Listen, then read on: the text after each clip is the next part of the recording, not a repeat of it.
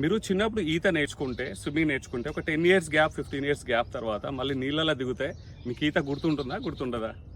ఇదొకటి. రెండవది, మీరు 10th క్లాస్ ఎగ్జామ్ ఒక 10 ఇయర్స్, 15 ఇయర్స్ బ్యాక్ ఇచ్చారు, 90+% పాస్ అయ్యారు. ఈరోజు మళ్ళీ అదే పేపర్ ఎగ్జామ్ పెడితే మీరు పాస్ అవ్వడం కష్టం. 90% పక్కన పెట్టు, ఈవెన్ 40% సెక్యూర్ చేయడం కూడా చాలా కష్టం. సో ఇక్కడ గమనించాల్సింది ఏంటంటే మెమరీ. రెండింటి కూడా మన బ్రెయిన్నే వాడాము. ఈత నేర్చుకున్నాము ప్లస్ చదువుకొని ఎగ్జామ్స్ రాసాము, కానీ ఒకటి గుర్తుంది, ఒకటి మాత్రం గుర్తులేదు. సో ఇక్కడ టేక్ అవే ఏంటంటే మనం ఏదైతే ప్రాక్టీస్ చేస్తామో అది మన సబ్కాన్షియస్ మైండ్లో డీప్ రూటెడ్గా సేవ్ అయి ఉంటుంది మెమరీలో.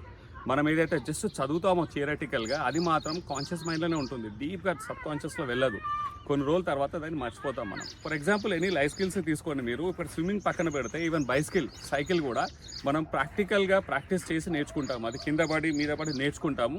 ఒకసారి నేర్చుకుంటే లైఫ్ టైం గుర్తుంటుంది. అలాగే మన డ్రైవింగ్ అనొచ్చు, ఏదైనా సరే మనం ప్రాక్టీస్తో నేర్చుకున్నది సబ్కాన్షియస్లో ఫీడ్ అవుతుంది.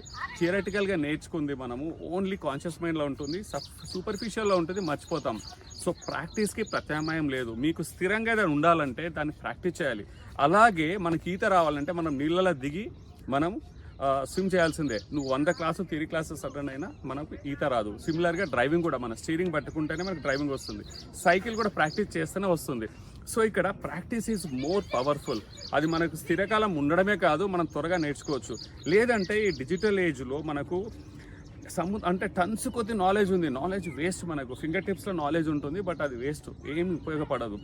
ఎంత నాలెడ్జ్ ఉన్నా, మనకి ఎంత నాలెడ్జ్ ఉన్నా దాన్ని మనం అప్లై చేయకుంటే, దాన్ని మనం ప్రాక్టీస్ చేయకుంటే అది మనకు మెమరీలో ఉండదు, ప్లస్ మనకు ఉపయోగపడదు.